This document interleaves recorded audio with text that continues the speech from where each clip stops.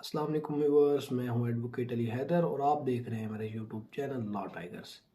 آج ہم بات کریں گے کہ کیا یتیم پوتا یا پوتی کا دادا کی وراثت میں کوئی حصہ ہے یا نہیں ہے۔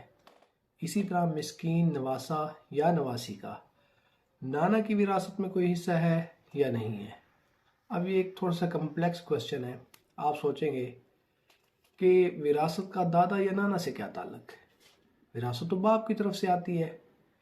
ایکچول کوشچن یہ ہے کہ دادا ابھی زندہ ہے اور ساری کی ساری پراپرٹی دادا کے نام ہے، جبکہ باپ فوت ہو چکا ہے۔ اور اب جو باپ فوت ہو چکا ہے، کیا اس کے بچوں کو دادا کی وراثت میں سے حصہ ملے گا یا نہیں ملے گا؟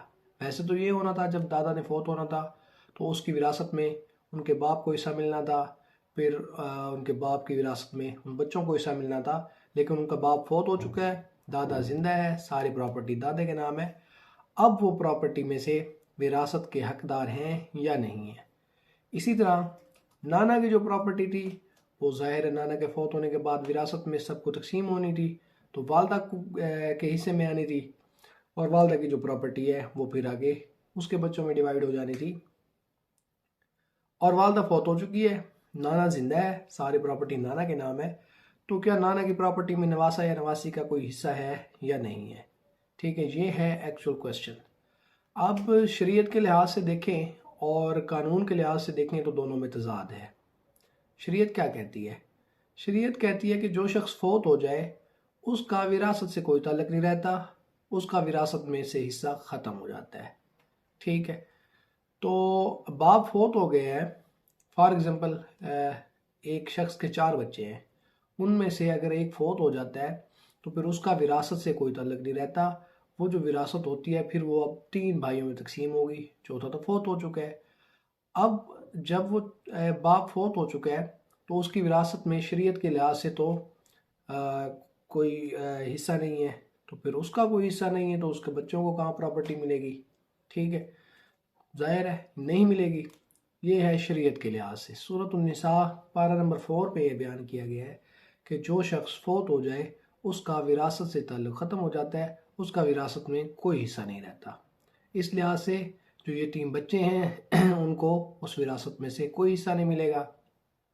سیم ایز نانا نانی کی طرف سے بھی وراثت میں کوئی حصہ نہیں ملے گا، کیونکہ اگر ماں فوت ہو چکی ہے تو پھر اس کا وراثت سے تعلق ختم، تو نواسا یا نواسی ان کا وراثت سے کوئی تعلق نہیں ہے، ان کو وراثت میں نانا کی وراثت میں سے بھی کوئی حصہ نہیں ملے گا۔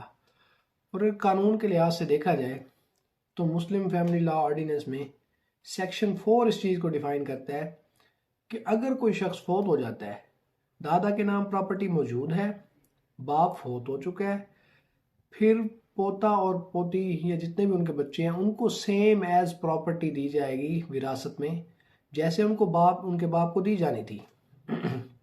فار ایگزامپل باپ کے نام اگر 4 ایکڑ زمین آنی تھی وراثت میں، تو پھر 4 ایکڑ ان کے بچوں کو دی جائے گی۔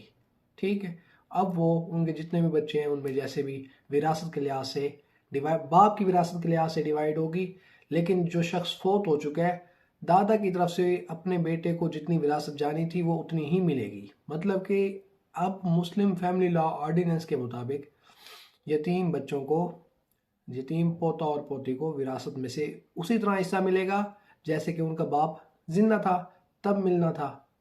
ٹھیک ہے، اسی طرح نانا کی وراثت سے بھی سیم ایز حصہ ملے گا، جیسا کہ اگر ان کی ماں زندہ ہوتی ان کو جیسے وراثت میں سے حصہ آنا تھا سیم ایز ان کو اب بھی ملے گا، according to Muslim family law ordinance section 4۔ اور شریعت نے پابندی لگا دی اس چیز پر کہ جو شخص فوت ہو جائے اس کا وراثت سے تعلق ختم ہو جاتا ہے، اس کا وراثت میں کوئی حصہ نہیں رہتا، تو اس کے ظاہر ہے اگر ان کے بچے ہیں تو پھر اس کا بھی وراثت میں کوئی حصہ نہیں ہے۔ لیکن سورہ المائدہ پارہ نمبر 5 میں یہ بات کہی گئی ہے کہ کوئی بھی شخص اپنی پراپرٹی ول کر سکتا ہے، وصیت کر سکتا ہے 1/3 آف دا پراپرٹی۔ لازمی نہیں ہے کہ اس نے 1/3 ہی کرنی ہے، 1/3 سے کم ہو سکتی ہے، 1/3 سے زیادہ پراپرٹی کی وصیت نہیں کی جا سکتی۔ قرآن میں بھی یہ کہا گیا ہے کوئی شخص اپنی پراپرٹی کی وصیت کر سکتا ہے۔ اس چیز کو دیکھتے ہوئے، اس بات کو مد نظر رکھتے ہوئے، اگر دادا اس چیز مطلب اپنے پوتا پوتی کے بارے میں سوچے، ان کے فائنینشیل پرابلمس کو دیکھتے ہوئے کہ میرے پوتا پوتی کو کوئی نہ کوئی پراپرٹی جانی چاہیے، تو پھر وہ وصیت کر سکتا ہے اپنی 1/3 پراپرٹی یا اس سے کم پراپرٹی وصیت کر سکتا ہے کہ میرے پوتا یا پوتی کو چلی جانی چاہیے، سیم ایز نانا جو ہے وہ بھی اپنے نواسا یا نواسی کو اسی طرح وصیت کر کے پراپرٹی دے سکتا ہے۔ تو یہ تھا آج کا ہمارا ٹاپک کہ جو یتیم بچے ہیں ان کا باپ فوت ہو چکا ہے، دادا کے نام پراپرٹی موجود ہے، تو ان کو پراپرٹی ملے گی یا نہیں ملے گی، وراثت میں حصہ ملے گا یا نہیں ملے گا۔ اسلام کہتا ہے حصہ نہیں ملے گا، قانون کہتا ہے حصہ ملے گا، ٹھیک ہے۔ پاکستان میں مسلم فیملی لا آرڈیننس چل رہا ہے، ٹھیک ہے، تو ان کا حصہ موجود ہے۔ شریعت میں اس چیز کو منع کیا گیا ہے۔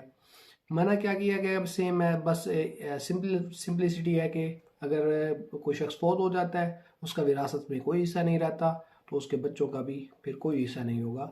شریعت اس چیز کو مانتی ہے، اور لا یہ کہتا ہے کہ اگر کوئی شخص فوت بھی ہو جاتا ہے اور اس کی اولاد موجود ہے، تو پھر اس کو جو ہے سیم ایز جیسے اس کے والد کو پراپرٹی دی جانی تھی وراثت میں، سیم ایز اس کے بچوں کو دی جائے گی۔